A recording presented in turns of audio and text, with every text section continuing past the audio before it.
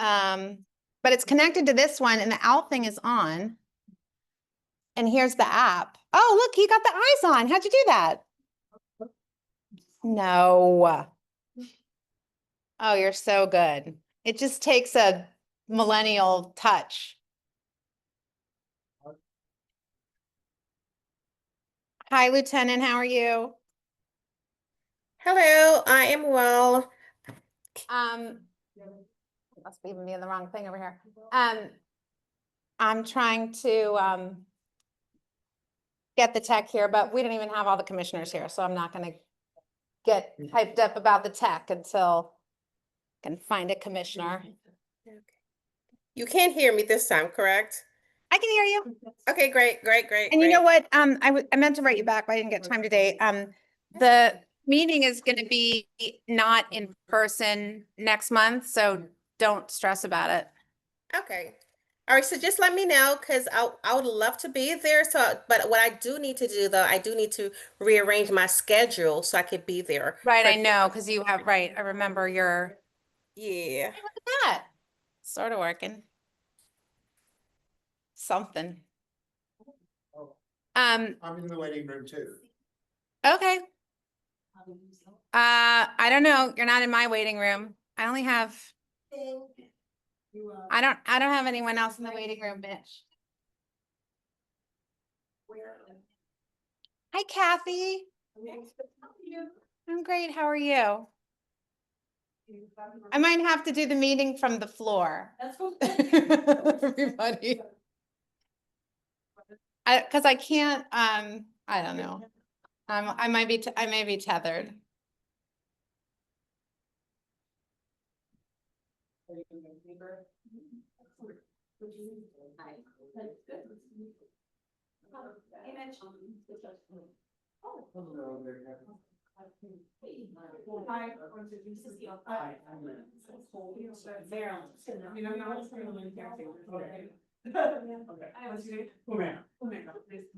Okay, I'm in the waiting. Just by the Van Ness Metro. Oh, nice. Okay. So I saw the schedule. The area from. In the Forest Hills connection. Well, Albemarle Street. Mitch, I'm going to make you a co-host so you can let people in. I hope.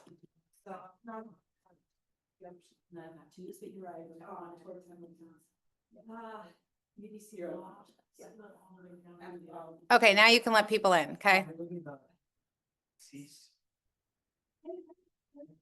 Yeah. You know the commissioner's letter? Yeah, Mitch, who's the commissioner for Van Ness East? Is it you or Adrian? Is it you or Adrian for Van Ness East building? My dad used to live in Van Ness East. Really? 806 was my dad. Mitch, do you know? Look it up. Go to Open ANC. Like Google that, and then it asks you for your put your address in, and then your ANC commissioner pops up. There isn't it? Yeah. I did not print out extra copies of the agenda. I'm so sorry, but I can text it to you. Owl. This is so, now I can see it working. Way to go, Owen. Okay, join.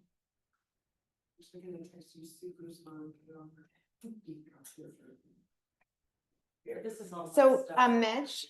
Yeah. Oh, here. Yeah. If you can let, yeah. Oh dear.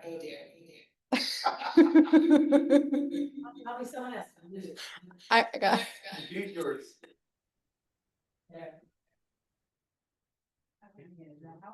Yes. I think when there's two on in the same room, that's trouble. All right. I wonder if, okay, so I think. This, if I can connect this to the screen, then we'll have the owl.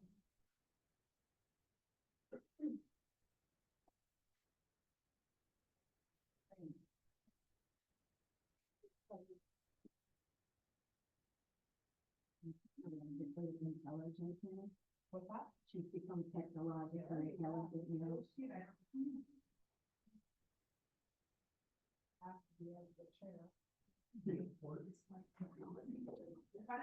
I'm still afraid to unplug this one port. Cause it'll end up out. This is the owl. Oh. There was an owl on my roof the other night. There, yeah. Was it snowing? No, it was very. A barn owl? But I can show you where. This is not that. I have them on. Okay, well, tomorrow you do it as more. I'm in, I should come to. Hey, Merlin, how are you? All right. Next, you mute your, nothing but six.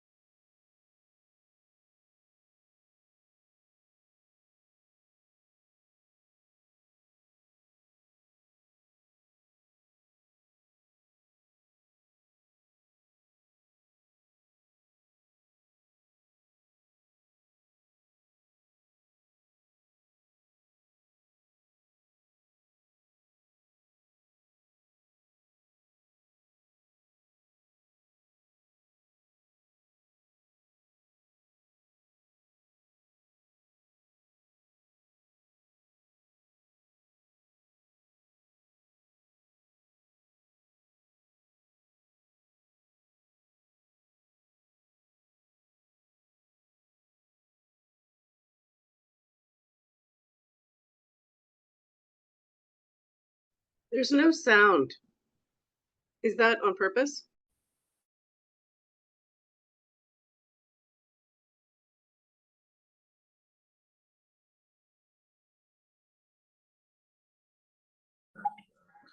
I think there should be sound now. But everyone who has a computer on needs to turn off your sound. Bitch, can you turn off your sound? Turn off your sound.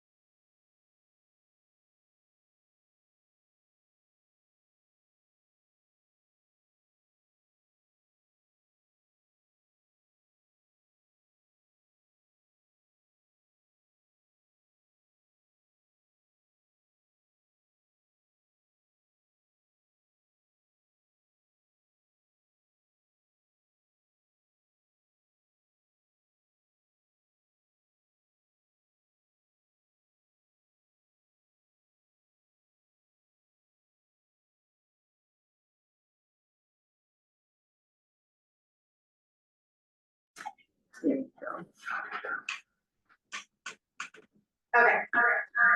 He gave some feedback. All right, someone's computer's audio is on. Not on, it has to be on mute. I feel like it's coming from here, Mitch.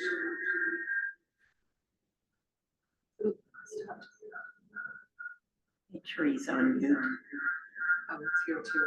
Hold on. Okay, turn that off. See, I'm like, I've my.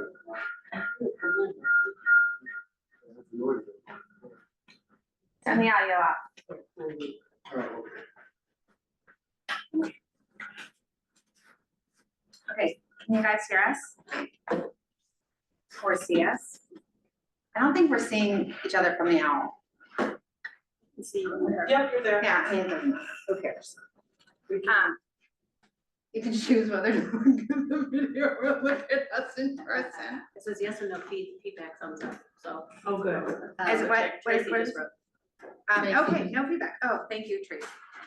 Okay, I am, well, we don't, Rich, I think you can sit at the table, because unless you, Yeah, okay, I probably gotta plug it in. oh, do you want to just plug in over there?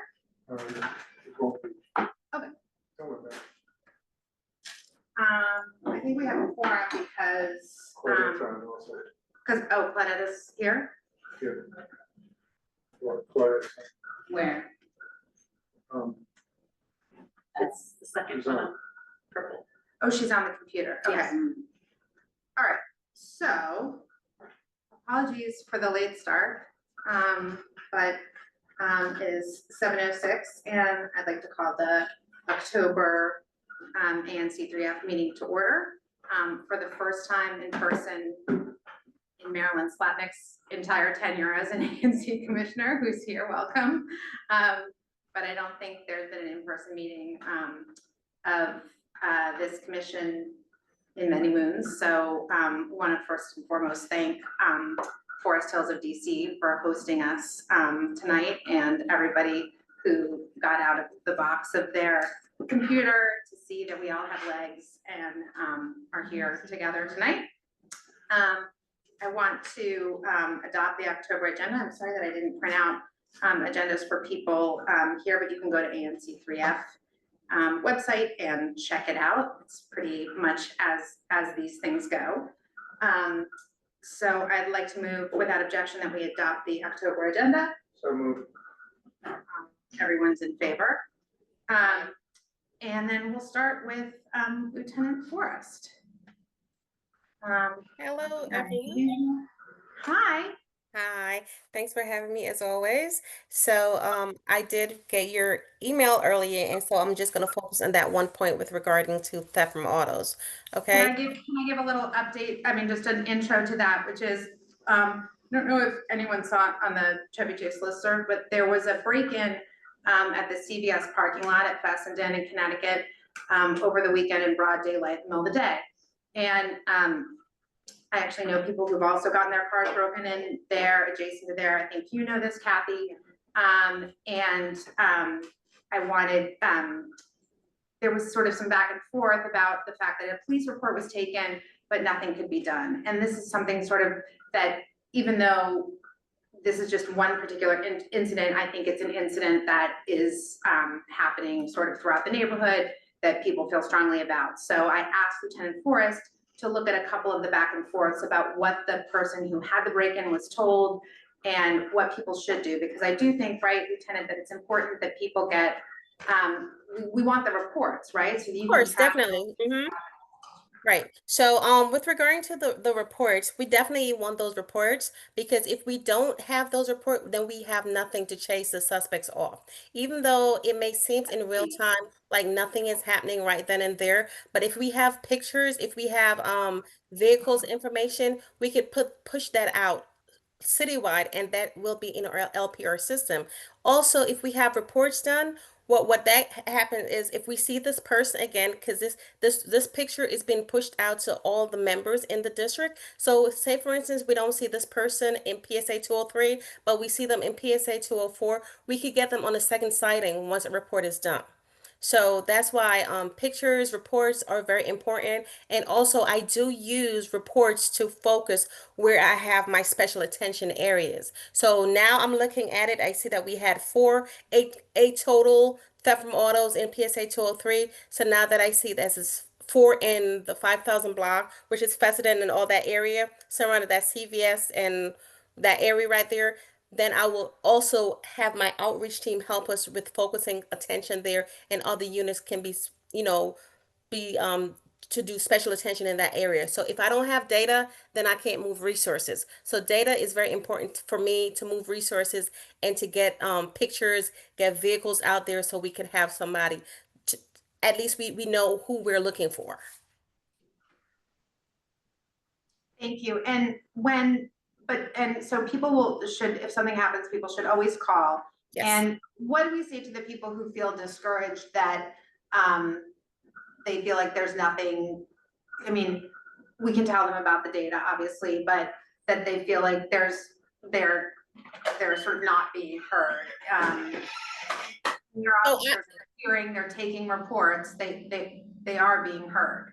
yes, they're definitely being heard because as you know, with regarding to the resource that we have, the limited resource that we have, we're playing sometimes we're playing chess, moving parts around to put them in areas where it's being focused. So reports for me is really important in putting my resource and giving, like, say, my superiors, I could give them the reason why I'm putting resources in a certain spot. If they're, say for instance, I'm requesting CST units or additional units, I have to show them something that, okay, it's happening here, so it's being looked at. It's being looked at daily. I looked at the stats daily to see where things are happening.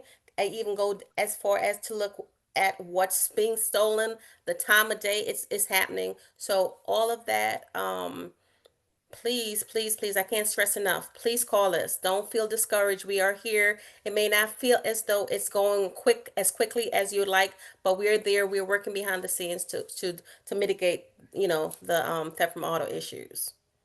And anecdotally, from a couple of listservs, and like the email groups that, like, the Nebraska Avenue Alley, and some of the business owners, it does sound like that there's a real uptick in situations on that block. Is that true from your So, data?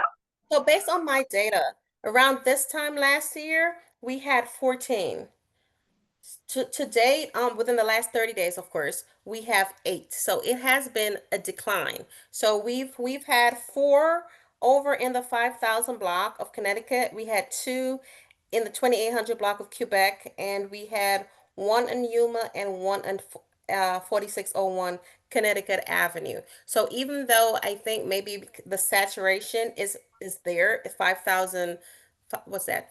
50, 5,000, Yeah, it's 2013. 5,000 Yeah, the Connecticut, yeah. 5,000 block. It seems as though it has been an uptick, but in actuality, looking at the numbers, it hasn't been. But But that's in that one category or across the board, because thefts from motor vehicles, is just one piece of that puzzle. right, so theft from autos, yes. So with regarding to everything else, we have seen a decrease in regards to thefts also in the area. We still have a long way to go with regarding to the CVS thefts, the regular thefts. We're still working on that. We're still we're still, putting resources into that the best way that we can with regards to that. So we still have our officers doing our business checks. We still, having a constant presence as much as we can when the officers are not on assignments. Um, thank you. There's a question from Yes. Zoom. Let me see if I can get you off. We don't have our Adrian, our tech guru here, so let me see. There you go. Jay Miller. Hi, I live at Venice North, and we had a purse snatching in broad daylight, I think within the last month since the last meeting, which I attended. And I think that this is the second one within the past year on our plaza, kind of between our plaza and Venice South building. Could you speak to that? I don't think either has been caught. And I was wondering if you could give some details about those. Thank you. So, for the purse snatching, where exactly was that? Because I do not have that in my data. 3001 VZ Terrace. Oh, okay. So, okay, I do have that. Is 3,000. this the older late, the The older? older lady, the older lady. Yes, yes. Thanks for bringing that up, Yes. Ms. Miller. So, we did have an arrest, but I'm not 100% sure if the 3001 VZ terrorist was it. Can I have, because I'm at home, so I can't really look at the data. Can I have your information so I could get back to you when I get to work tomorrow morning? because I don't want to say it was an arrest made for that one. I don't want to mix it up with something else. Okay, That's fair. yeah. So let me have your information. You can put in the chat. Let me see if I could get into the chat. And Yeah, usually, we have that disabled, but it's enabled because we don't have our tech guru here, so you should, be able to put your information in the chat. okay, great. Okay, thanks. And I'm wondering if you could also address the brutal assault of the young woman on Wyndham Place. Okay. Thank Yeah. you. You're right on top of that. Thank you. That's what I was going to next. Appreciate that. Okay, so that was one that happened on the UDC campus. An arrest was made for that one. As far as I know, the young lady was walking, I think, in the back portion, that's in the 4200 block of Connecticut Avenue, when she was attacked from the back. And or I believe her phone was taken, and she was a little bit banged up. She was taken to the hospital from the scene, I guess, I think by a parent in that incident, but an arrest was definitely made for that one. This was in the morning. I mean, I think one of It the was things about 6 o'clock in the morning. it's in the morning, you Yeah. know, at a time, I think when people feel, So even though it's in the morning, it was a little dark, you know. It's rather dark, and that's why I tell people be careful, you know, where they're walking, especially in, you know, when it's dark. And if you guys see like places that it's dark when you guys are walking about, you know, maybe that's something that we can reach out to DPW for better lighting, you know, in certain areas that we know that there's a constant, because you guys walk, you know, more around the. well, maybe this is a conversation that we could bring Juanita Gray into as well, because this was on, if I'm not mistaken, this was on the UDC campus. Yes, So it was. Yes. is there an opportunity, for, because, you know, that seems like it would be an even safer place than just Yeah. walking down Connecticut Avenue, because you have the Mhm. extra layer of UDC, who tells me I can't drop off my son at the metro. So they're on top of things. So, where are they, you know, has there been some work on your end? Juanita, I'm sorry to put you on the spot here, before your time, but if you don't mind chiming in here in terms of your partnership with NPD. So I know our police chief did put out some information regarding safety measures that have been taken and that they plan to take in the future. I can look for that and share it with everyone if that would be helpful. But that would be the only information that I can give is the information that our police chief has put out. Yeah, I mean, if you could send that along, that would be great, and we can make sure we distribute that. You know, I think we'd like to know going forward that this has been noted and acted upon in terms of what resources can look at our, you know, lots of us have a morning commute. Okay, I will forward that along and then I'll also try to copy and paste it and put it in the chat so people can at least try to read it there. Thanks. Yep. Lieutenant Forrest, Yeah. do you have anything else on your report? No, that's all I have, because everything else that I've sent it beforehand. So this was just a little tidbit that I know that was important to a lot of, you know, a lot of people. The only other thing that I wanted to say is announce our community walk for PSA 203 will be starting in front of 3003 Van Ness, and that's going to be on October 30th at 10:30 in the morning. Just to have that on your calendars. And then there's just one more issue from an email that I received this week. When I'm looking at your update, I don't see domestic violence. Is there a way that domestic violence calls are logged here? Because I know a lot of the feedback that we get from people who live in some of the apartments where there are issues is that their peace and safety is affected by domestic violence calls, by the action of domestic violence that they hear in the apartment building. And when I'm looking at this update and hearing your update, that isn't reflected. And I do feel like it's something that we hear over and over again that really affects people's sense of well-being in apartment buildings. So, what I can do, I could see if I could reach out to our analyst and see if that's something that they could forward to me. However, the domestic calls, I think what it is, and I could be way out of my league, but but domestic situation can also be assault. So, a ADW can also be domestic. So I don't know if they're separating the domestic completely or they're incorporating domestics within those situations. But that I will definitely find out for you if to see if there's a separate data that we could get for domestic violence, and we could probably push that out. During. Okay, I mean, I could be out of my league here too, but I don't even see like an assault, a separate line item for assault, just violent assault with a dangerous weapon, which is clearly in your report, the 4200 block that we just talked about. So. Mhm. But again, it's when these increased calls are happening at apartment buildings, and when we hear about people's sense of well-being in apartment buildings, I really do feel like that is that, and whether it's domestic violence or not, but these calls, some of which are domestic violence or assaults within buildings, don't seem to be being logged here. Okay. So any way that we could look at the data to try and get that to be a part of what we're reporting, I think would be helpful, because I don't think we're seeing the whole picture.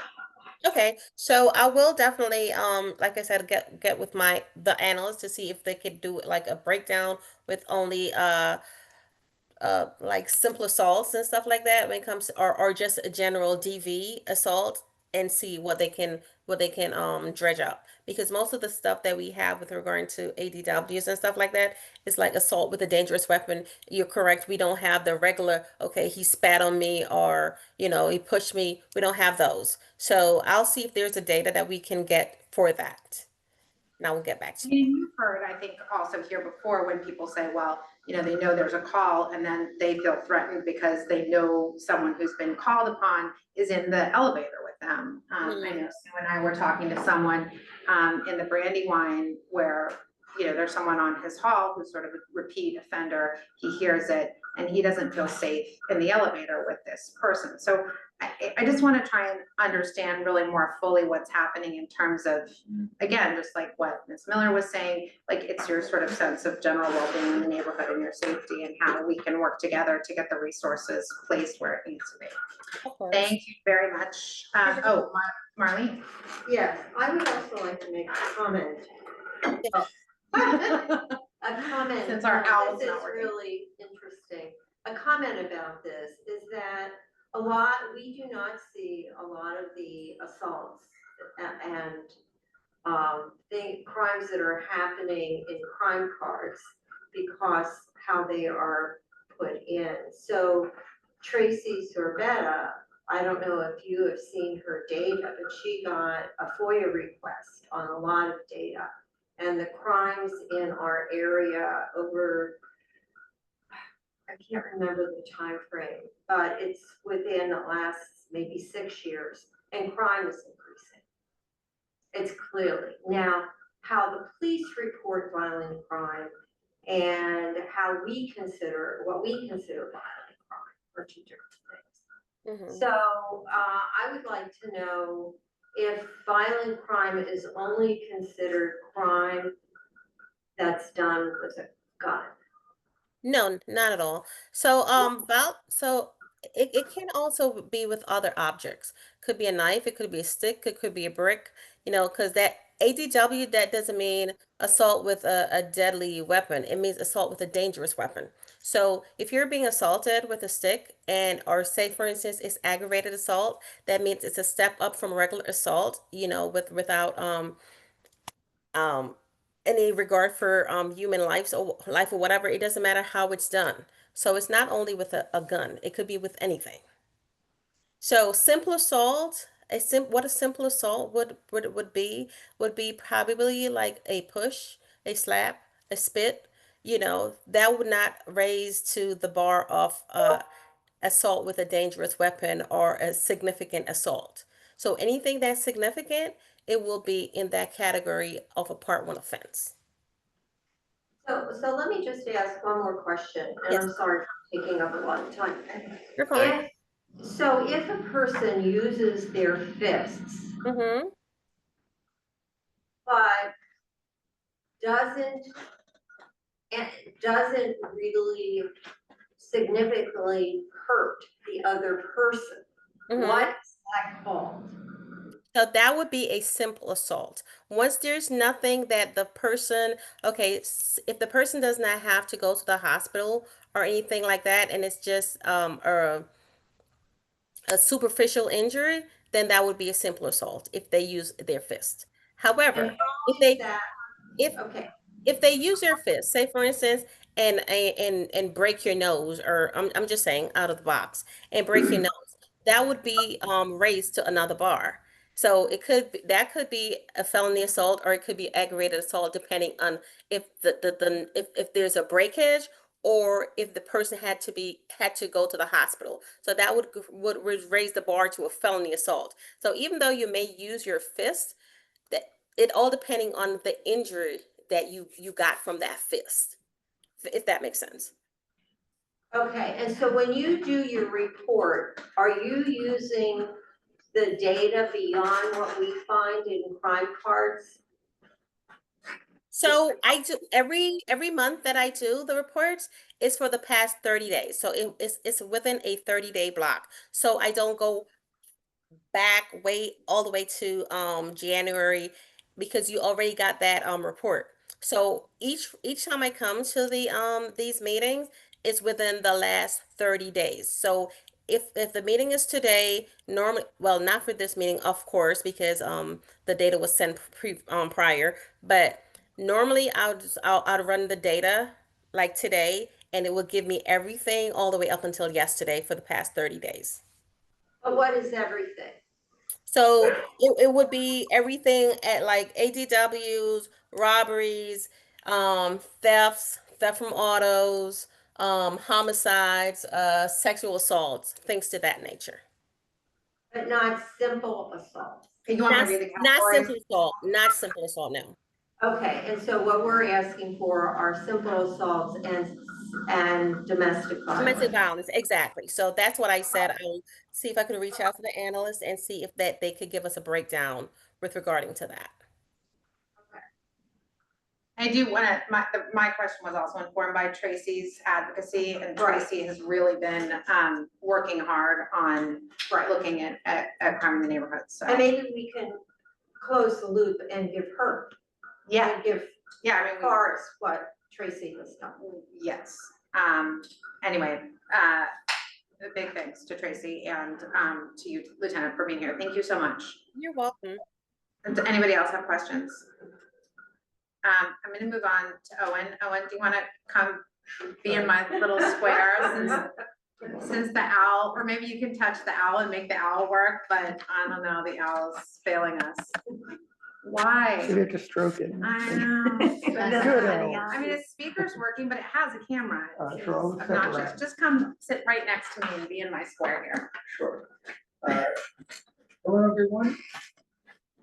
My name is William Owen Cox. I'm the Ward 3 liaison for the Mayor's Office of Community Relations and Services. Just two announcements. One, leaf season is coming up soon. So for the latest updates, go to dpw.dc.org. They have an interactive map planned that will show the progress of leaf pickup throughout the season. They're going to be doing 2 pickups during the season. The website is not up yet, but once it is published, it'll be at that dpw.dc.gov website. So please visit it and stay tuned for more updates. Also, she's not here tonight, but the Mayor's Office of Community Relations and Services, or MOCRS, have added a faith liaison to our team, Charity Beam. She will be heading our faith liaison section, where she'll be working with faith communities in Ward 3, in addition to Wards 1, 2, and 4. to connect any faith communities and institutions to government services if they need it. So it's good to have her on the team, and hopefully some of you will get to meet her in the coming months. That's it for me. Thank you. Great, glad you have someone else on your team. You guys are working hard. Thanks for coming in person. Really nice Yeah, to of have course. you. I don't think I see Gloria Garcia, but Gloria Garcia, we will punt to a little bit later because she has a triumphant report on the Van Ness Main Street day on Saturday, which was amazing. I think there were 1,500 people on the avenue for all kinds of different events. I got the barbecue from the Bread First pop-up, which I wish wasn't a pop-up because it was amazing. Highly recommend. I think they gave out free gelato at Tolina. It just was a really, and the rain held off, so it was a really wonderful day. Always made better by Kathy's pollinators greeting us.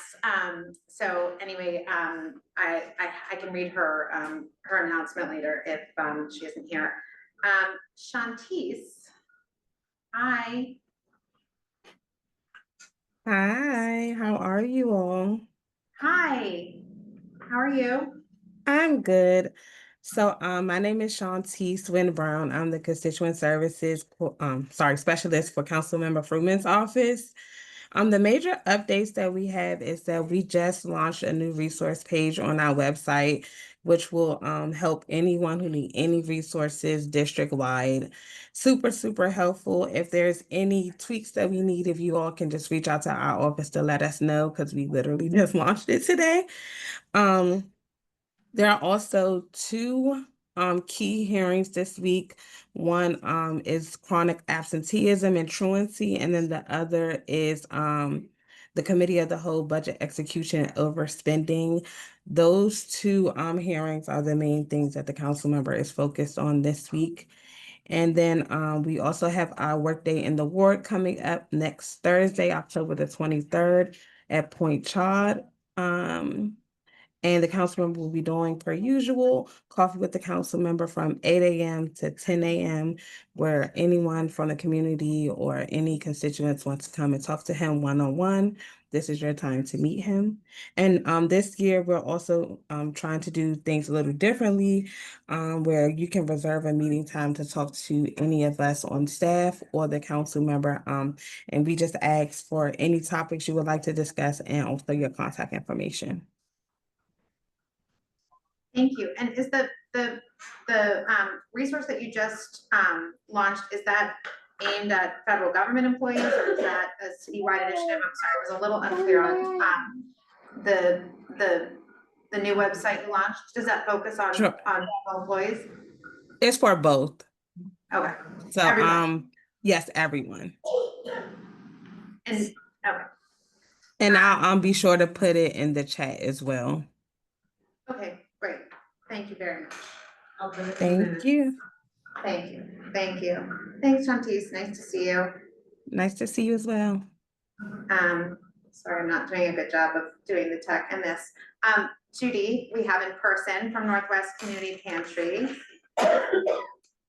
Yeah. It can be on my screen. Let's spotlight us here.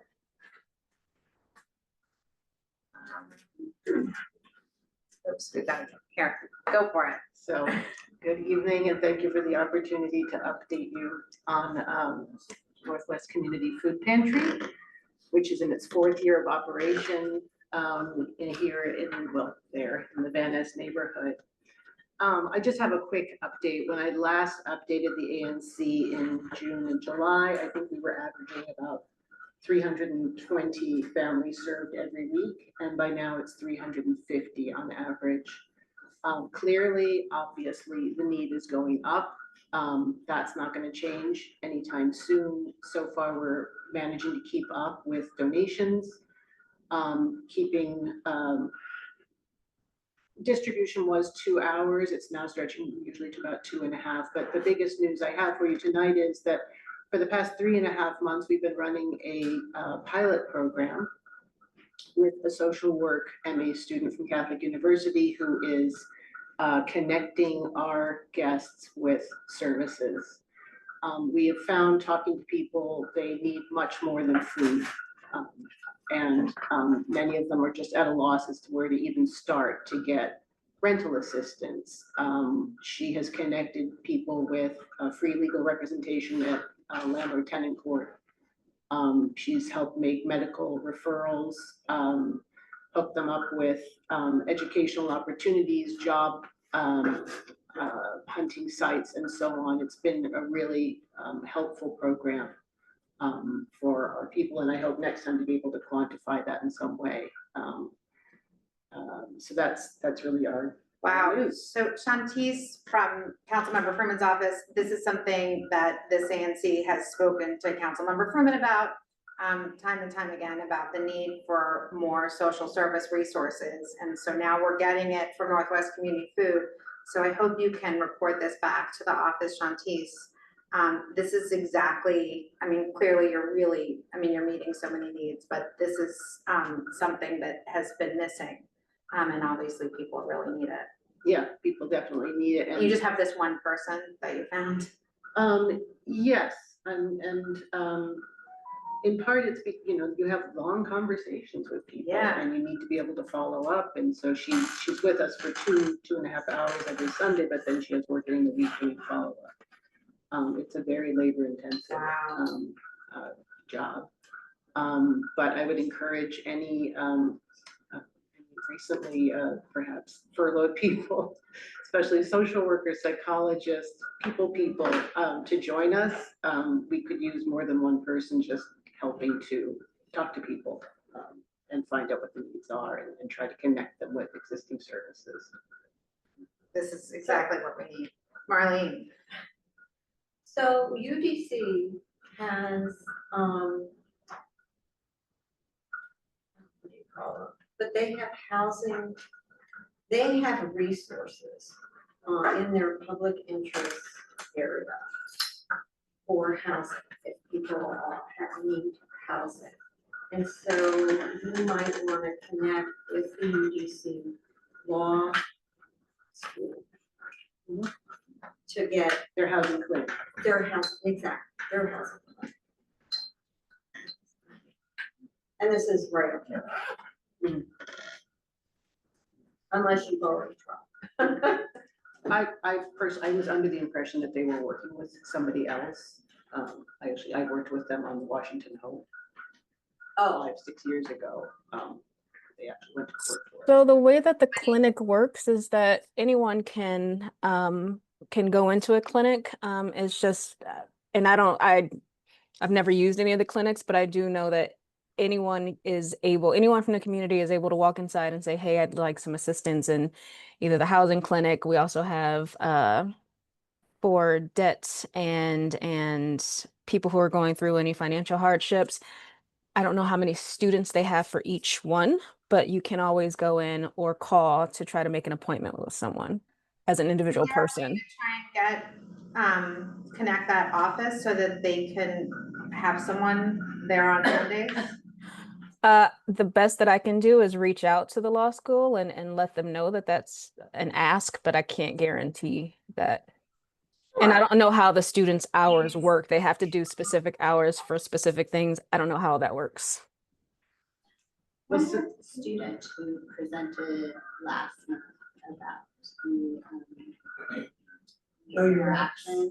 that's a totally different area. No, I know, but she would be on the inside in that sort of program, and I feel like she might know, like, who to talk to at the housing. Can't hear what you're saying. Oh, sorry. No, we had a presentation last month about Know Your Rights, and there was a student advocate from the UDC Law School who did that presentation. And I was just sort of saying that that student might be a good contact to connect us with the students in the housing clinic program.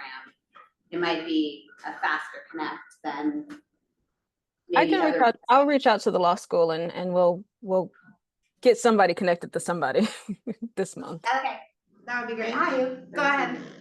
Hi. Question. Sorry.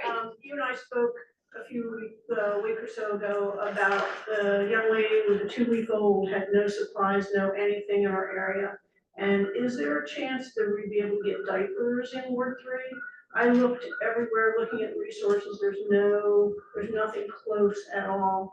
And that would be a good support. And talking about resources, there are a lot of young people, or well, not necessarily young, but people who have needs in the departments that are not being met. Young lady has a 2-week-old baby with nothing.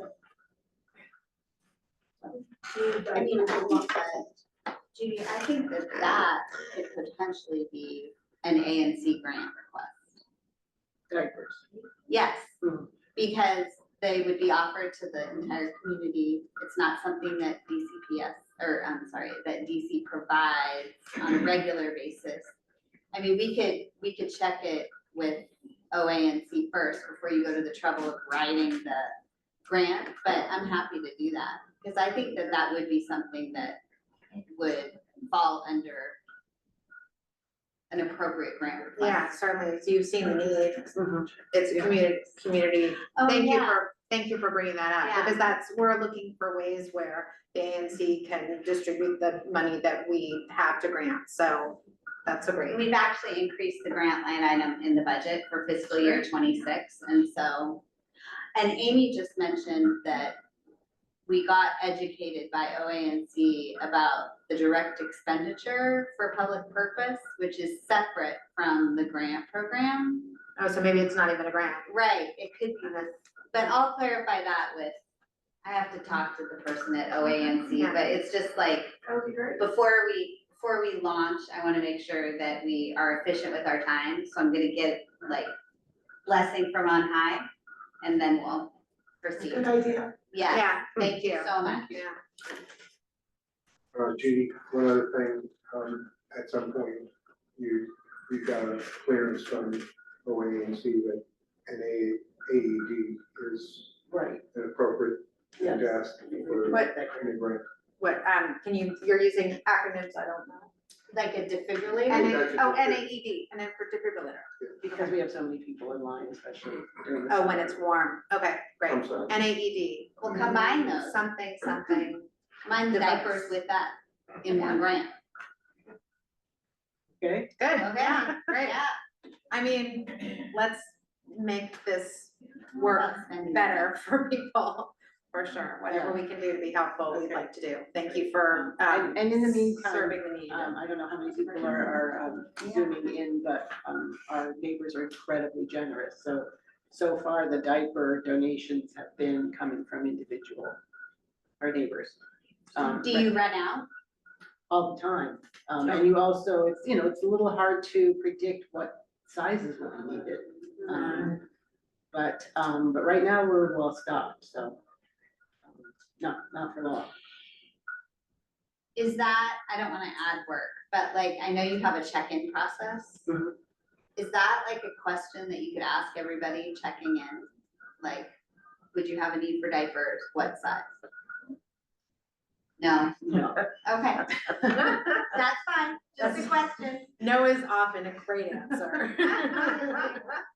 I've been told no many times, don't worry. Yeah, no, we really are trying to speed up the line. So the diaper question comes at the diaper station. One of the problems we will run into is if we are offering something that we can't guarantee, we raise expectations. We also have a lot of people who are coming and asking for diapers for their grandchildren. So we have to set some parameters. No, that's hard. That's the sort of hard side of. Thank you. Excuse me, I have a question. Are you talking about people who live in apartments with vouchers?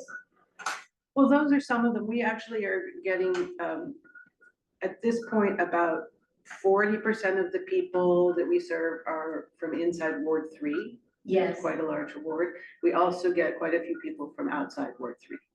No, but I'm talking about Ward 3. Are you talking about families or people who live in apartments with vouchers or under any program? Well, I'm speaking about those, live in an apartment with a voucher, Right, that's what I'm asking, yes. because I think something that is failing is, you know, the people who live under vouchers or any programs, you know, they do not have social services coming, nothing is provided to them. And that's, you know, DC government is basically responsible for that. So before, in the past, the people who lived under programs or vouchers, they had people, social services visiting, you know, trying to see what do they need, providing, you know, because what's the point of leaving people like that, basically throwing them into apartments, and then what? I'm saying that because I myself help like 2 or 3 people who are living with vouchers, and they were basically thrown there, in apartments, you know, with a mattress, and these people are dealing drugs or, you know, working as prostitutes, you know, and they don't like it. And they don't like to live like that. You know, they even want to go back to their environments. One of them, I myself, who used to work in a section of DC government last year, you know, helped her go back to where she came from because she felt more comfortable. I mean, and that makes sense because if you are taken out from your environment and you are left, you know, like that, without anything, what's the point? So I'm asking, what is the point of finding diapers, like you said? No, go to the root, you know? They need help, they need social services, they need people, if they need medicine, some of them are bipolars, you know, they don't even have the money for that. So, Well, I can only speak for our food pantry, which is primarily a food pantry, and we also give out cleaning no, and I'm not hygiene talking supplies. to you, basically, I'm talking to you, that you are saying the grants, you know, whatever for diapers. No, I think you have to find a different way to use the money for more basic things. They don't even have food. I mean, Yeah. this is like a bigger, it is like Yeah. a bigger issue than all of us. I don't know if if you go on the ANC3F website, there's a resolution about exactly what you're talking about. We've also had a meeting directly with the mayor and also various agency heads. We have a follow-up meeting with her later this month. We are well aware of what is going on, and we are trying to go to the root using the tools that we have.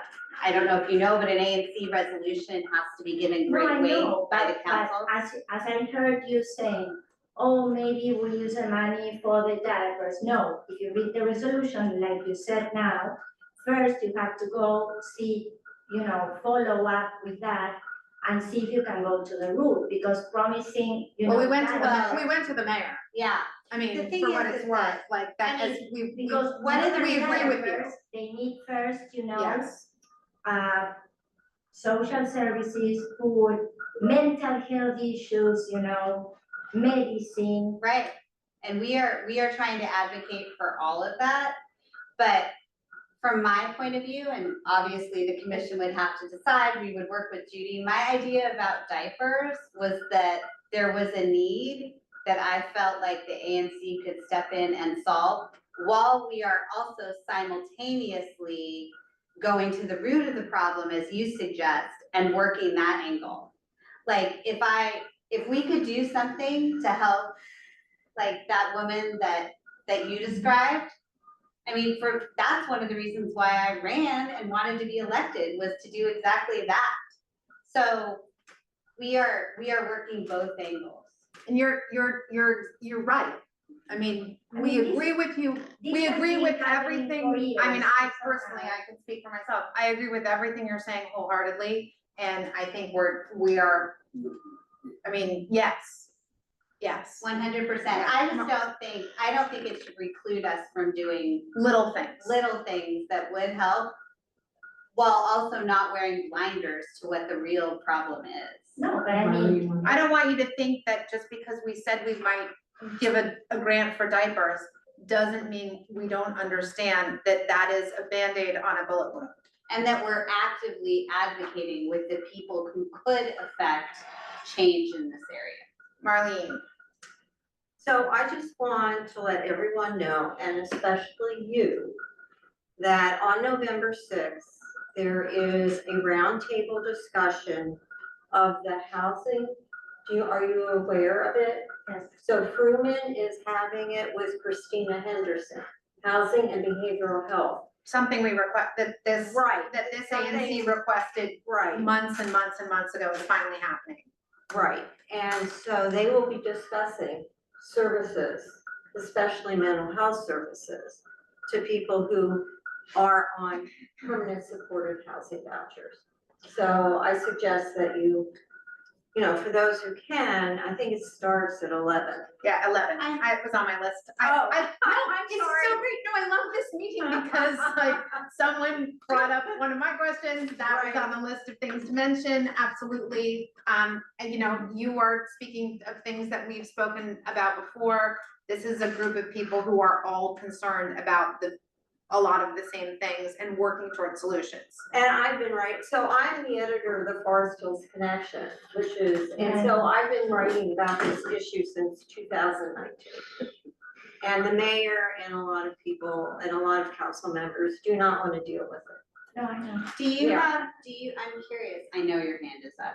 Do you have other ideas for us? Is there something that we're not doing or not pursuing that you think would be wise for us to do? I think the community helps a lot, you know, there are different groups and different people. I'm talking privately, like what you do, you know. Many people help, but I think that, you know, I hope that you can be more active, like, you know, like you said, follow up with that meeting and be, you know, be strong with that, you know, ask for that. You know, if you're asking for money or you are given money to do something, I would use it, you know, first of all for that. The most important, you know, things that these people have were thrown basically there in these places. That it should not happen, you know. We absolutely 100% agree that it should not happen. And if you have ideas how we could be more active, I mean, we would be all ears. I mean, I want to make sure that we are leaving no stone unturned. I can even send, you know, whatever, you know. Please do. I will, yes. Yeah, We that have a would be group great. of people who are even, you know, who have many ideas about that, so, yes. Yes, that would be great. We would appreciate that. Thank you. Go ahead. Yes, there was a hand, sorry. In trying to help this young lady that had a 2-week-old baby, that I saw when she got out of the car, she didn't have a car seat or didn't have anything. And so I started helping her and helped in many ways. Anyway, what I found in discussing with the property manager at the apartment building is that social services is available, but only if people ask. The social service does not come to their apartment, does not check on them, which I thought it made sense to me that they would, but only if a person requests someone to come and help them. And then they have to know to request it. And Exactly. then we already know that there are a few resources in Ward 3, you know, your Ward 7, 8, there's, you know, 6, Right. 5, you can get diapers for one thing, you know. The It's permanent crazy. supportive housing voucher program is not mandatory case management. They call it Housing First, and it's actually not, because in the Housing First model, case management is mandatory. Yeah. And this permanent supportive housing voucher program is not mandatory case management. And I'm actually talking about something that Tracy Zorpek could talk about much more eloquently than me, but I do know that. Yes, you're absolutely right. Third mention of Tracy in this I meeting. know. Tracy, I don't know if She anybody should be in that. knows Tracy, but she's working really hard on all of these issues. think this has concluded the community announcement portion unless somebody else has something. And oh, David, community announcement. I just wanted to let you know that we really appreciate the ANC's help with a sidewalk installation potentially in 2027 on Upton Street, from the curb cut at Howard down to the Levine School of Music. We're working on that, and we really appreciate the ANC in advance working with us in the community and with the schools to make that happen in the future. And it would be a great benefit and provide a lot of safety for all the people on Upton Street, particularly the students. School. The schools. There's a huge school on the corner. Yeah, Absolutely. And by the And way, Levine School. yeah. And by the way, this meeting in person is fantastic. Oh, thank you. Technology notwithstanding, camera work of my laptop. Thank you. I really appreciate that. I can't tell you. Okay, so we're gonna go to committee reports and just Paul Harrison, come on down. I think we're gonna just go to the coming to the table. So- This is, and what is segue? Right, Streets and exactly. sidewalks. Hey everyone, this will be really quick. Thanks to Dave for starting that up. We did have the opportunity to meet with both DDOT and Mayor's office today. To take a look at a longstanding request for a sidewalk gap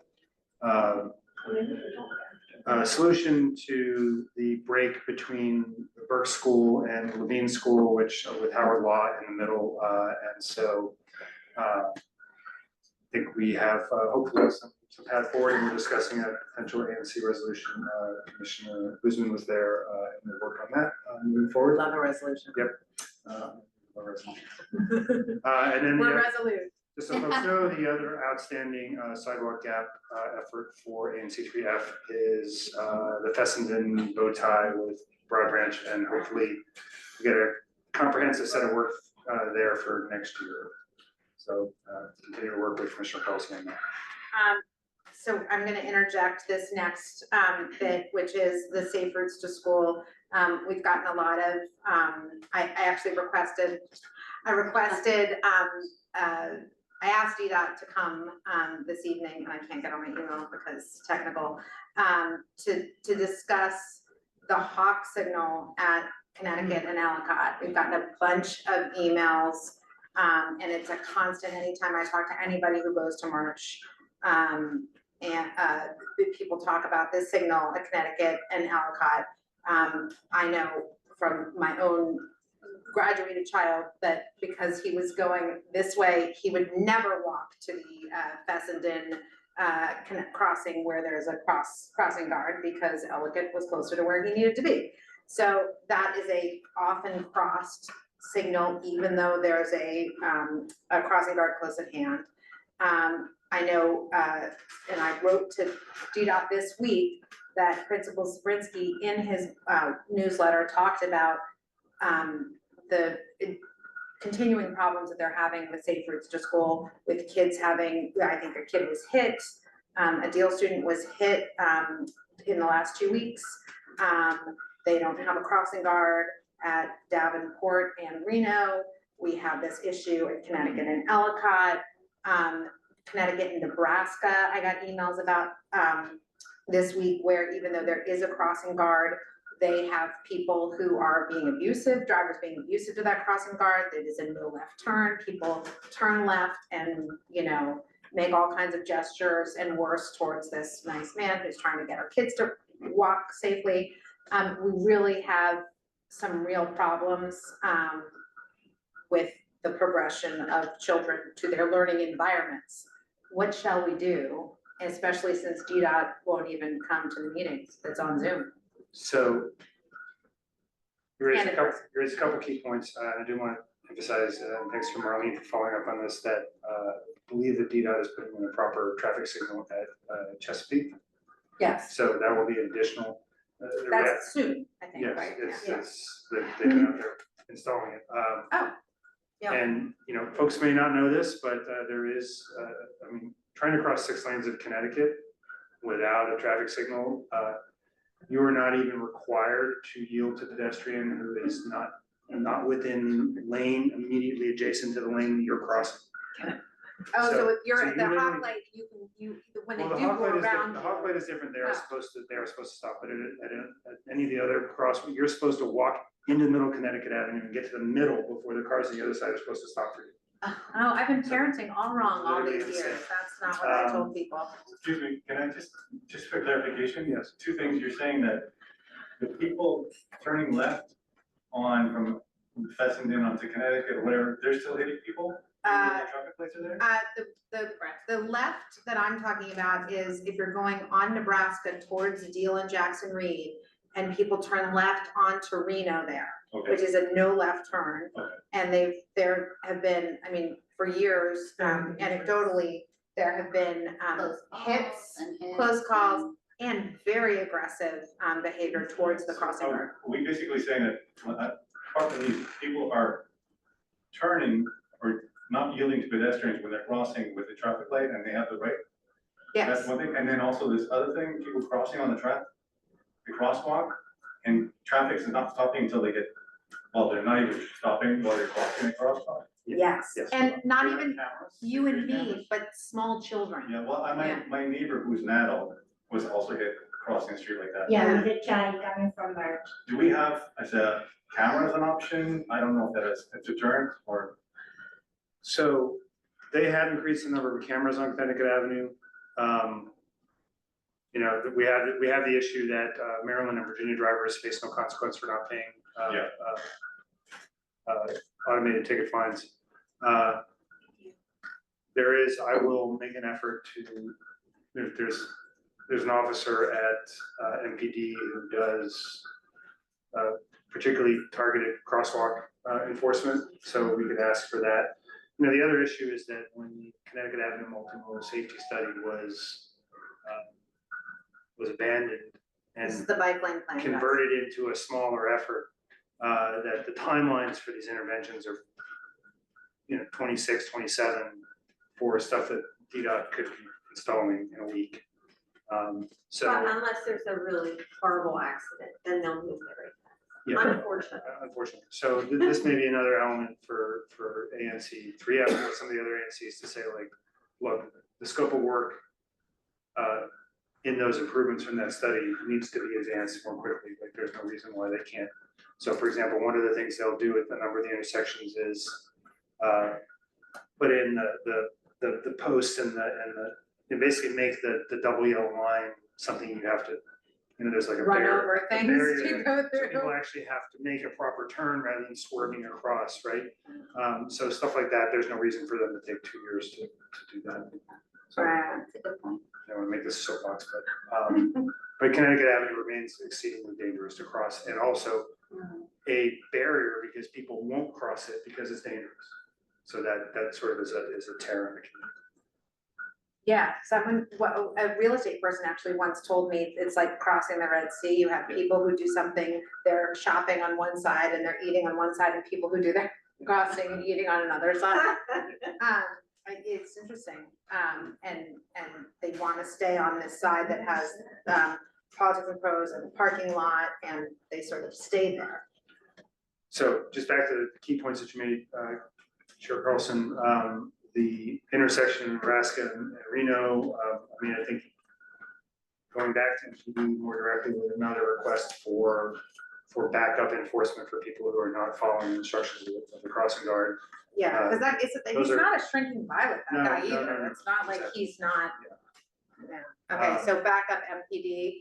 So this is great. So this is, and I think I asked. I asked. Well, for I that, think didn't that's sort of to DDOT, so I think we need to ask directly Okay. of the city district. To support them, Yeah, okay, yeah. maybe. And then the Ellicott, I would agree, I don't think anybody's happy with the Ellicott hawk signal. The hawk signals are sort of not very effective, so I think we need to make sure we have a TSI in there to see if that can be upgraded. I screamed bloody murder at my husband the other day, because I was like, "You're What's a TSI? Traffic safety investigation. Oh. Even well-intentioned people, my point of screaming at my husband, don't know what to do necessarily. It's confusing. Yeah. And what about the cameras idea? Well, the cameras are a good idea, and they've increased the number of speeding and red light cameras on Connecticut Avenue. So that's actually a good question. There is a specific program for automated traffic enforcement, and it should be timed to, they do measure for compliance. So we could ask for an update from them on how that's actually working. And, they move them around and they look at that kind of thing. So there's a dashboard for that and a person for that. So we could ask for a review of the cameras that have been placed in the ANC and ask for more. That's a great suggestion, thank you. I have one follow-up question to that. If somebody gets hit and reports, is that camera footage available? There's a whole separate review process for people who are injured or killed. That's a proper. I was police I tried to help someone get camera footage a couple of Yeah. years ago. It's very difficult to get, surprisingly. Well, and part of that is because those become criminal investigations. So they're not really, you can't get that until it's actually, the person's had their day in trial. Okay, so we're gonna follow up, on all of these things, and we will report back in November. That seems very productive. Thank you very much. Happy to Yeah. help. Thank you. Right, Upton Street, crossings, amazing. Thank you. Captain Sykes. Yes. In a flash, come on up. You wanna? No, she can do it. All right, there's other people. Okay, well, hello, I just wanted to, again, thank you for having this in person, it's very exciting. But to bring up two things that happened recently, well, one that actually followed up last spring that we're worried about happening once again. A number of the ANC members here helped sweep up 165 pounds of salt that was put on the sidewalks on the block, just one block with UDC Law School. And they were all swept into the tree boxes where we planted native plants. And the rest went down the sewer. So I can tell you that it's extremely bad for the environment, it's very bad for plants, but we're really hoping that that won't happen again. I think this is the whole, this is something that can be preventable. And on that same note of something preventable on campus, it also was right in front of the UDC Law School, and I'm not beating up on them, it's just where I spent time with the pollinator corridor. Last week, I was out planting, adding new perennials and so forth. And in a very short period of time from when we arrived to less than a half an hour later, there was a dead bird. And it turned out to be a pine warbler. And you could even see the splat on the windows. So there is a whole bunch of information that's available on how we can prevent strikes. After cats on birds flying in the windows. And this is high migration, and pine warblers are at the end of migration, so they were. They live on the UDC campus. They live on the campus too, that's right, because of all the tree canopy. But at any rate, the point is, I think the whole university, all of us as stewards of the environment should care about if we have big windows and don't have any window treatment to prevent these things, that we ought to be encouraging our I feel like neighbors. in the 80s, they used to have these little, my grandma had them, like little tiny stickers. They have that were stickers, I think kaleidoscopes or that's, there's a whole report I found from the National, I think it was Park Service, that was put together, I'm happy to share. But the thing, I think there's higher technology now that's still not expensive, but it has to be less than 2 inches apart. So it's not just sticking a decal up. And there are dots, and there can be things hanging and strings. And again, I'm not an expert. I immediately called City Wildlife because this is something that they brought up, that they wanted the city to identify more what species. They didn't know if it was a dead cat, skunk, bird, or what. They just say dead animal.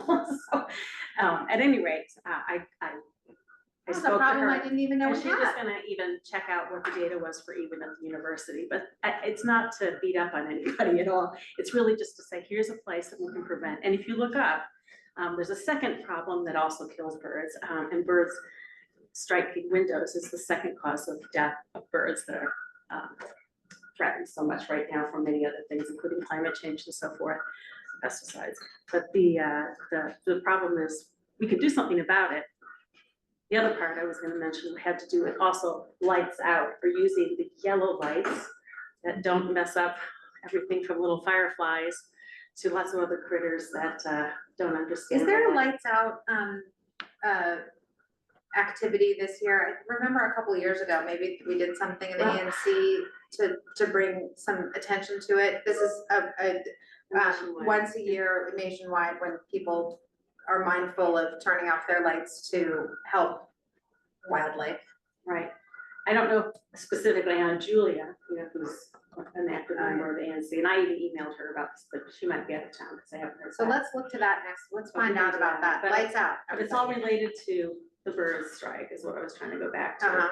So I think that these are things that we can do a better job at that are preventable. And this could be for all of us who have big windows, but especially big, huge facilities in our. And ANC. commercial. And commercial. Yeah.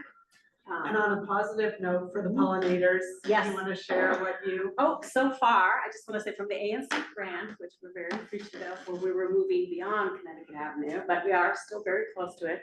We've started 3 of the 6 projects, and actually, Ms. Guzman and I were with one of the people today on Ellicott Street. We've started on Van Ness and also on, what's the street in front of Brook? Upton. Upton, and also on Upton. Upton with getting a whole- lot of action today. Well, they, and I'll say they have student club that was started, so it's a whole bunch of. Also 16, recipient of a grant. 16-year-olds, yes, and they are doing a really wonderful job, and we have more to expand. Neighbors have been really interested in removing the invasives, helping the pollinators, bringing in native plants, so. I think it's we were going gonna really do, well. I think maybe the Forest Hills, one of the tree boxes along, Maybe Ellicott. Ellicott, yeah. I can talk to you after. Our lovely host, Yes. also eco-friendly Right. pollinator, Right. Forest Hills of DC. And I'd just like to add that Kathy's work on Van Ness, she worked with one family, but then many other families came out and expressed interest, and it became a big community event. Yeah. So just wanna. Yeah, so just like, we were trying to show, the whole idea was like pilots to get more people interested. Yeah. And they all it came works. out, and people on both sides of the street, and more people, so we're really just showing people, and then they'll be in charge of, maintaining these things, but we're helping with the plants, the right ones for the right place. Thank you. Amazing. Thank you so much. Thank you. And thanks for, I'm gonna follow up with this next month as well. What works for the bird strikes, the lights out, the continuing, pollinators into the neighborhood. And I have not pulled my, perennials because of you. Every time I think, oh, I've gotta pull these plants, I think, nope, Kathy says no. Or not telling me, but anyway. I'm gonna put a sign up in my yard too. Okay, thank you, and I wanna just quickly mention that on November 8th, Forest Hills Park, again, Tracy, there's a lot of MVPs here at this meeting, but Tracy Sorpet and Good Clean Fund has spearheaded an invasives removal at Forest Hills Park. This is part and parcel of sort of everything we're talking about too. It's the Brandywine Hill adjacent to Forest Hills Park that has become overwhelmed with trash, with invasives. And Tracy was instrumental last spring in getting them to DC to come and cut down some of the trees along there, but it is just, we've been trying, and we have a resolution with DPR and Department of Public Works to try and get more trash cans along Brandywine, because again, that's something that is increasingly a problem. But on November 8th, you can apply to be a volunteer and help the Rockaway Conservancy remove invasives to really clear out that hill. And I really think that clearing out that hill is going to help for the Brandywine really see the entrance to the park and really feel like, as opposed to sort of closing off that street, it's really showing what the park has to offer and opening it up to the building opening up to the park. Okay, schools and universities, lead-free DC project coming up in the next little bit. Yeah, just to Hi, Thank good you. to see you. Thanks.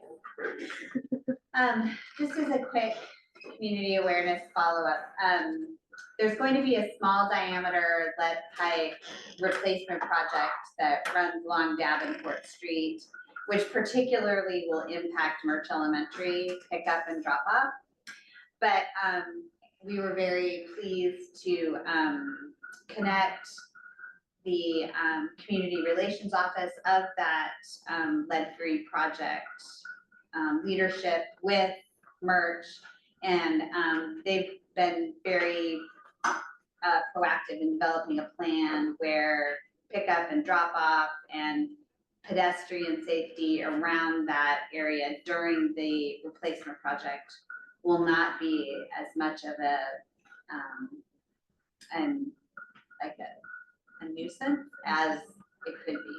So it was good. We just felt good about connecting all the parties and getting them to talk to each other. This was another thing we'd asked UDOT to come and address, and we've asked them to really focus on that because already there is a bottleneck at Davenport. This again was brought up in Principal Sprinsky's notice this week, right. Which I was lucky someone sent it to me because it was very relevant.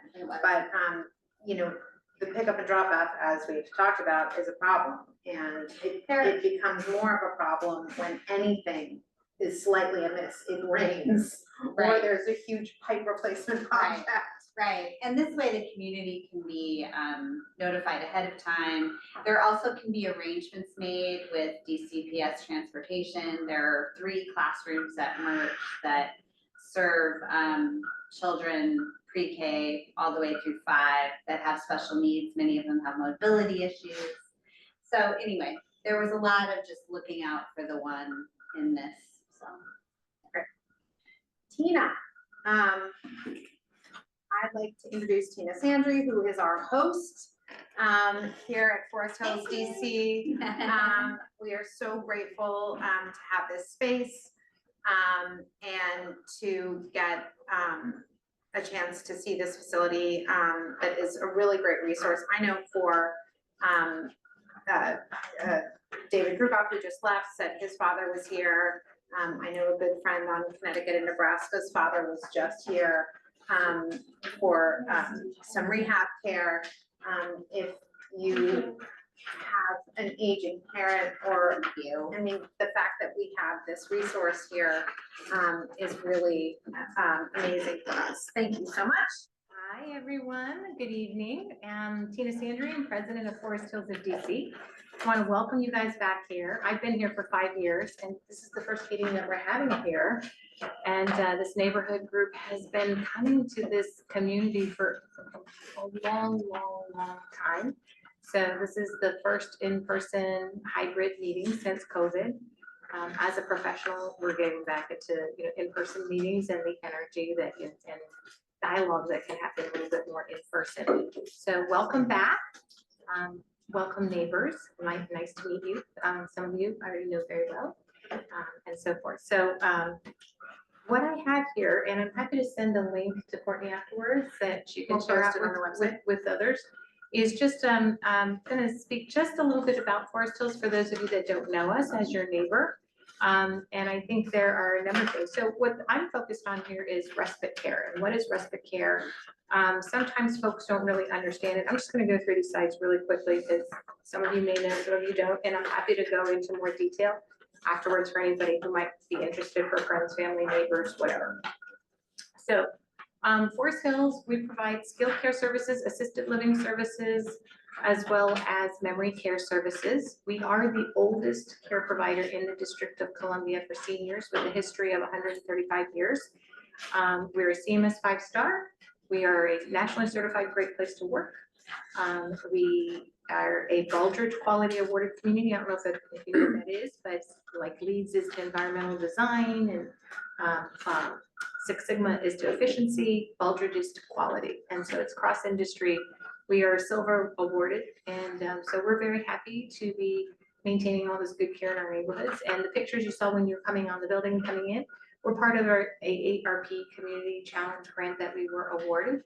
to build community and tell the stories of our residents and our workforce. So each of those photos ties to a story on our website. You can click in and that lives there. One of those stories was actually covered by Channel 9 News recently, and the heart of it, and then that story was sent to the Emmy Awards organization and won an Emmy. So it's on our Facebook. You don't have to have a Facebook account in order to take a look at it, but if you go to our Forest Hills of DC Facebook, you can kind of see a little bit more in the reporter and so forth. So that was in June. You won an Emmy. Well, the reporter won an Emmy for reporting on us. You guys. Yeah, so he did a story, collection of 5 stories, and we were one of the 5 stories that was submitted to the Emmy. So he's got like all his Emmy awards with him. Oh, that's so great. So anyways, that's a little bit about who we are. A lot of people, I'm surprised a block from here, don't really know who we are. So we want to be good neighbors. We want to work together. We want to welcome you back into our community. Our residents want to be seen and heard. That was part of our initiations to do this art project. It was the photography was done by Marvin Bowser, and so just a lot of connections to community. We welcome our community, gardening communities. We have students that come through here from Civil Friends, Gonzaga. Lots of groups are coming in through here. And as a sidebar comment, before I talk more about respite, we're looking for volunteers as well. So if you have kids, if you have neighbors who have kids, if you have a school group, a church group, an activity group, a sport group, we welcome them all in here. And I would say that a lot of the students are coming back because they're required to get sign-off hours before they graduate. But a lot of our older adult volunteers have not come back, and this is a national phenomenon. And so I would implore, if you know anyone in the community, we're walking distance, to come and, visit with us and be with our residents, because I'm Chinese, and one of our biggest cultural value is respect for our elders. And so wanting to be able to care for our community is very important. I think Courtney's thinking about some ideas of things that can connect our neighbors. It's a great idea to do some service with our residents, to create packages that help support our caregivers, our frontline caregivers who overall in the industry have not come back to pre-COVID numbers. And so the people who are still standing are the people who really love our residents. And so that's an open invitation to all of you. Please look at our Instagram and our website, because we are going to, the ANC is gonna spearhead an event in December, early December, sort of helping caregivers, working with residents and caregivers, and we would love to have as many of you join us as possible. Yes, wonderful. Intergenerational is great as well. So what is a respite stay? A respite stay is, we have it in our assisted living community, our skilled community, and our memory care, so all over the building. And it's a short stay, generally from 14 to 30 days. It's supportive care. It's used for people who, maybe the caregiver that lives here is headed to a wedding out of town or a vacation out of town, or maybe they're still in town but just need a little break themselves. We all need a vacation from our daily routines.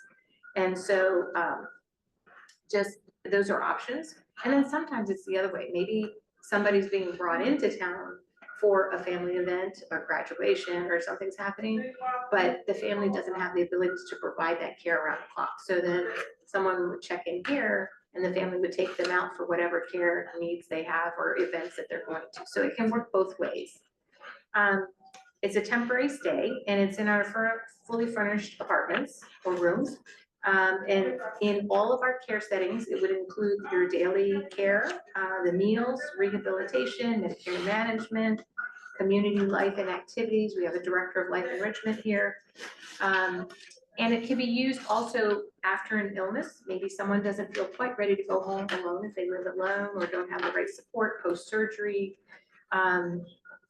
In fact, one of our most recent ones was we had somebody who had an organ transplant and didn't feel comfortable going home, so did a GoFundMe to pay for an assisted living stay here. And he's a really interesting musician, very interesting story. So it can also be a transition between long-term care and community living, so something to try out and without a commitment. So we do, for respites, furnish the apartment. And we have our culinary team. Our director of dining here has been here for since COVID. He's a father was living with dementia and really fell in love with our services. He used to be the executive chef over at the Reagan Convention Center, so he's used to doing meals for 400 black tie. So this has been a real change for him.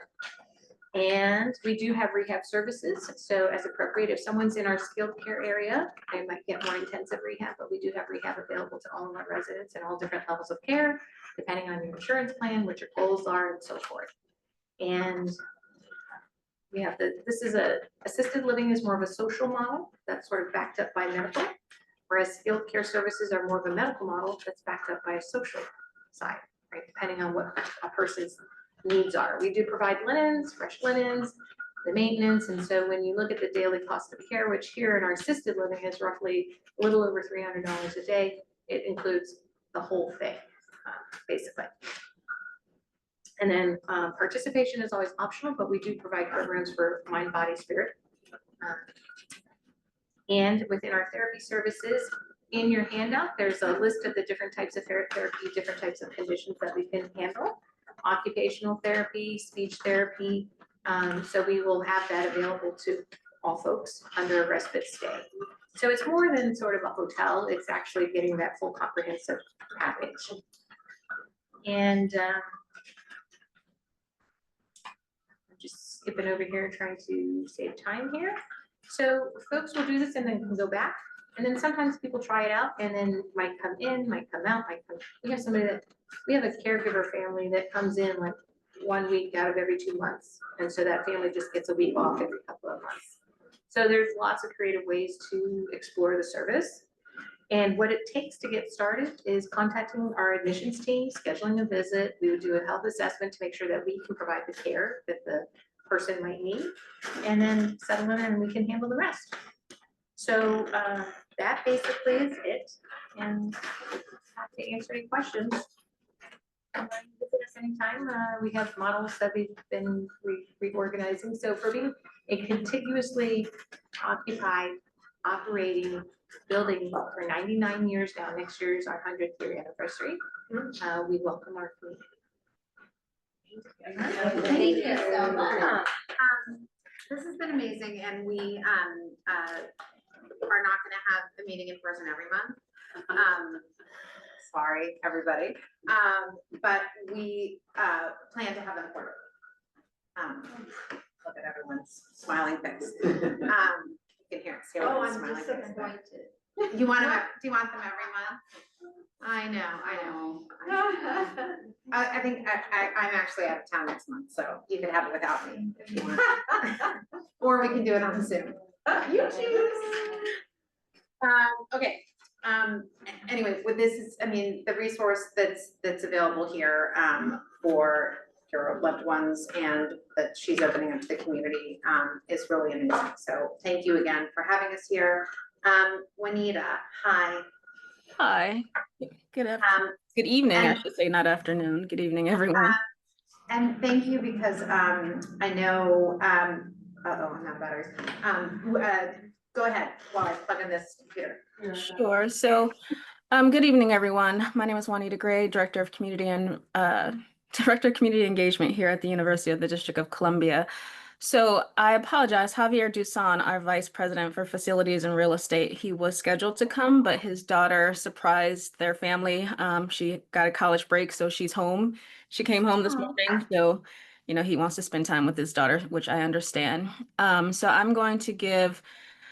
That's the best excuse I've heard for not coming to a meeting in a really long time. Go ahead, Javier, nice one. So I'm here to clear up, I think, a little bit of confusion and then to give some update. So back when the mayor dropped her budget, it was announced that the university was getting Building 41 back with an additional $20 million to help with the demolition and the start of the housing project. That was great. Everyone was excited. But as we know, there's two parts to the budget cycle. So when council got the mayor's budget, council did what council does, and they changed things. And with that, they took the building back with the 20 million, and the building is still slated to be the DC Archives. So at this moment, the university, DGS still has control of the property. The university does not have plans to put housing in that particular space because the building was taken back. Housing is still a priority, obviously, for the university. We are looking at all possible options. The president, that is one of his priorities. But as of today, right now, we don't have the funding for it. In addition, the university was given $1 million to do a housing feasibility study. That money was given to us in capital funds. So two things happened. 500,000 of it was taken away, and then by council. And then because building 41 was taken away and it was capital dollars, we can't use the other 500,000 unless it's tied to a specific building, which we don't have any other buildings on campus right now that we are looking at for potential housing, like not to demolish a building on campus. So, again, we're still looking, the president looks at all kinds of different options, but right now, Building 41 is no longer slated to be student housing. It has gone back to archives. So if you want an update on what's happening at that site, we would have to have somebody from DGS come and give that update. So I'll stop there if there are any questions. We'll go back to Brad King. Yeah, you got to bring Brad back. So I'll stop there if there's any questions about that specifically. Then I just have a few other quick updates to give. Anyone have any questions about that? I mean, it's sort of a mess. Sorry. Thank you. I mean, it's not your mess. It's just a mess. Sorry. But thank you for clarifying because I think it's confusing for at least me. Yeah, I think if most people don't keep up with this stuff, right? So if you don't keep up with what's happening, you wouldn't really necessarily know. I keep up and I'm still confused. Okay, go ahead with the rest of your updates because we're behind and it's my fault. Okay, just really quickly, you should probably have, if you've looked at building 38, which is the building right on Connecticut and VZ where our police cars are usually right there, you should see an installation that has already been put up. We're putting more signage on the building, so you will see installations on the stairs in front of the student center. You'll also see large banners and signs on 4250, the law school, and then the goal is to have all the rest of them done by homecoming. So it looks really good. Hopefully the community enjoys it. I won't go into the garage. The doghouse tenant construction advances on schedule, expected to be completed in December of 2025. Opening is still to be determined. And then Tropical Smoothie Cafe, Department of Building has begun renewal of the drawing. So everything is still on schedule. That's it. That's all I got. Okay, thank you for filling in that hole in our understanding and no problem. Thank you as always for being here. Of course. Next time come in person. You're right here, Juanita. I know, I'm right next door. And actually my old neighbor, Mr. Levy, is there, so I can go visit him too. Oh. He's so sweet. Mr. Levy getting a big shout out from Tina. I was just talking to him today, yeah. He's great. I love him. This could be a new motto. Everybody's got a friend at Forest Hills DC. It's really true. Everybody. We just are the comes neighbor. through. Yeah, That's true. Okay, great. Thanks, Juanita. Thank you. So now, I don't know if Teresa or someone from WLT is here. This was Commissioner Iglesias was arranging this, but the WLT, which is a UDC business, a great new business along the corridor on Connecticut Avenue, right next to the Venice Main Street office, is seeking a stipulated alcohol license. And is anybody from WLT here? Okay, so I want to commit to the commissioners. I know I corresponded with them. I know Commissioner Iglesias corresponded with them. they are seeking a stipulated license. They're not here, but I don't think of any fault of their own because, anyway, I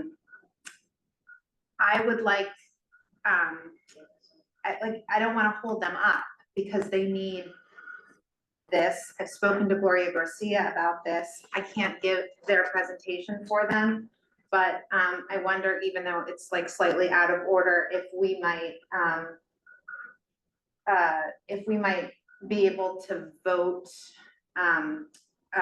in some way to be able to further this application so that we don't hold them up a month if we don't have to. What does AVCA need from us?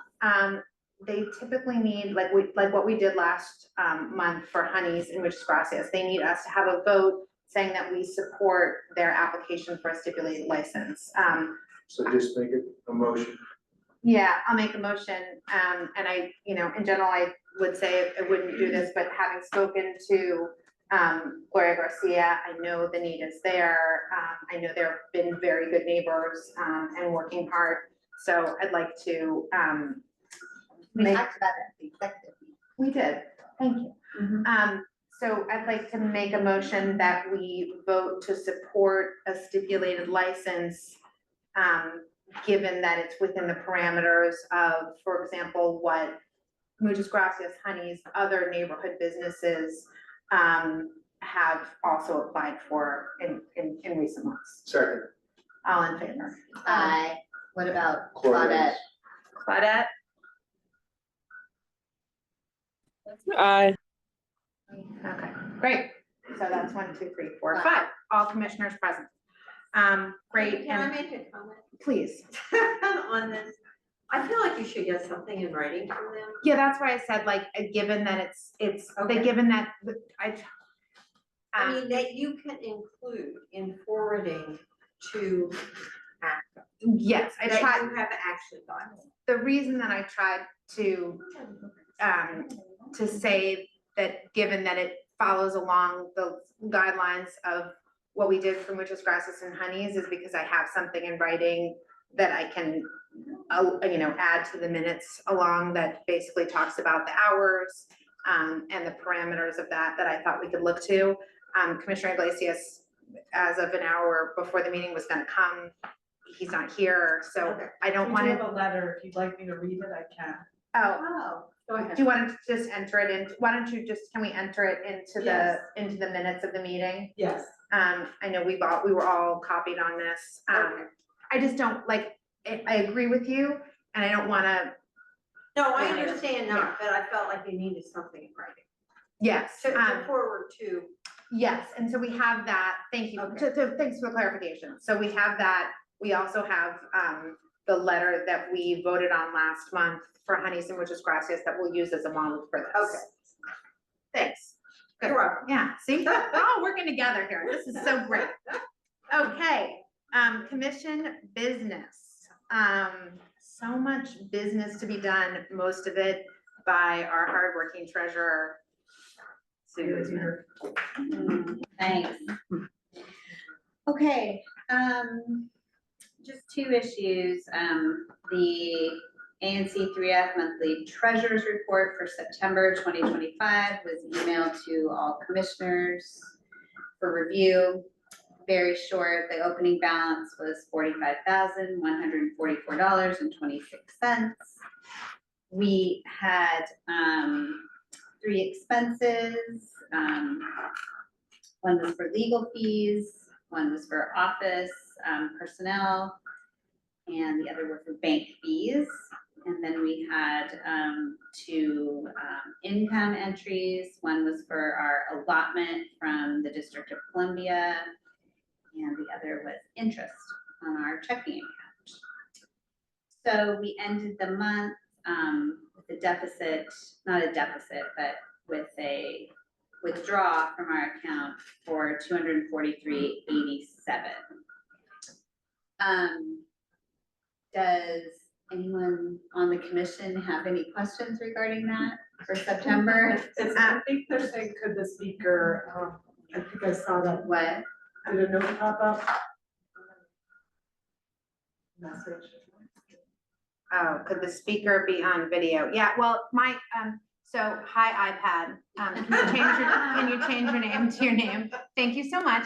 The problem I've had is that my computer, needs to be plugged in. And so the, Do you want me to sit near it you? can't, yeah, come sit next to me. I will. So I couldn't get to Sue, but Okay, yeah, thanks. sorry. Doing great on the learning curve for. I actually brought my own, Thank you. extension cord. Even that has its limits, so. Does any commissioner or community member have any questions regarding our September treasurer's report? I appreciate your thoroughness in doing it and, thank you for You're welcome. doing Happy it. to do it. Do we need Okay. to formally approve it in some way? Yes.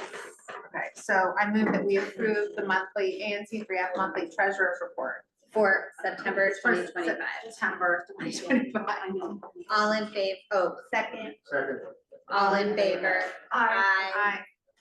And Claudette, Claudette, yes, Yes, she's got a okay. thumbs up. all right, great, The minutes will reflect that she also voted yes. Amy? okay. The second thing has to do with our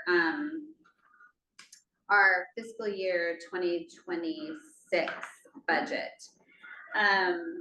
This was approved by the ANC last month, but when we were directed as treasurers to input all of the information into the district portal where all of this information lives, they had updated a variety of the allocation names.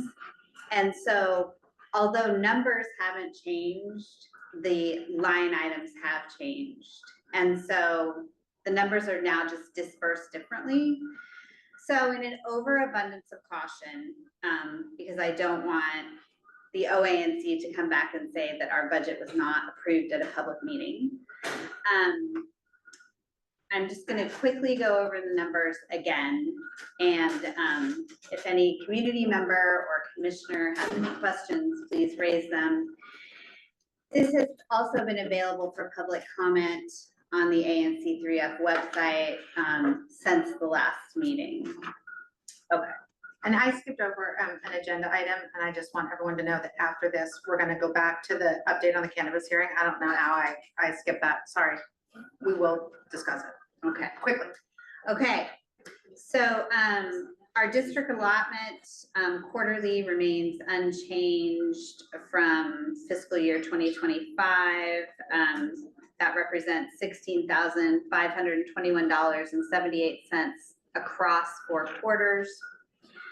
The interest on our checking account is roughly $600 a year. We also plan on $15,000 in an expert assistance fund grant from the OANC to pay for legal fees related to the protest against Canna Arts medical cannabis license. That represents, in addition to our balance forward, that represents the income for fiscal year 2026. We estimate our office support staff at $8,000 for the year. There is approximately $850 in Virginia and federal taxes paid on that person, which is also an expense. We will have telecommunications expenses representing about $400. That includes things like Adobe and like the AI that we use to research things, stuff like that. We are still hosting our own website at about $2,000 a year. Although at some point, maybe late 2026, 2027, we will be folded into the OANC overhaul of all the ANC websites. And this is our periodic time to note that we're sorry our website isn't better, but we're in a limbo where the ANC is telling us they're about to take over our website and therefore it's gonna be on a different platform. And so we don't wanna put a lot of resources into what the website is at this point when it's about to go over. Anyway, it's a, Yeah. we're sorry that it's not better. It's a real missing link to our connection with the community, and we acknowledge that. Yes. We have $300 over the course of the year allocated for office supplies. I've also allocated, we alluded to this before, but there are now two separate ways that ANCs can give grants to the community. One is called a direct expenditure for public purpose. The other is an actual grant. So we have now separated out those two line items. We have $500 for direct expenditures for public purpose, $20,000 for grants. And then we also have a line item in here because of the whole website fiasco. We've decided as an ANC to sort of reboot and update our Instagram. So that would be a much more timely and up-to-date as opposed to the website. Also a cheaper expenditure for us, so we're being good stewards of public funds. And it's a little more outreach as opposed to people needing to go to it, we can reach out as well, so. Right, yeah, it's a little bit more interactive than the website would be. We hope. There's $3,000 allocated for that. We also have allocated $15,000 for the anticipated aggregate legal fees for the Canna Art case. Again, you'll remember that that is offset by a grant that we will receive from the OANC. And for those who may not know, OANC is Office of the ANC. So it's like our boss. Right. And a lot of ANCs have lawyers on who happen to be ANC members. Our ANC doesn't have any lawyers, and that I know of, or that volunteered to do the Canna Art case. So that is why the Office of ANCs has this grant available, because a lawyer we found was really required in this situation. Exactly. And then the final expenditure is $400 for account maintenance fees on our checking account. Just of note, I did a little bit of research. We are among the ANCs in the city that have the fewest overhead expenses. So I think that is a little bit of kudos to the tradition of this ANC and also its commitment to doing other things with its money, like giving back. So that represents our budget, and we voted on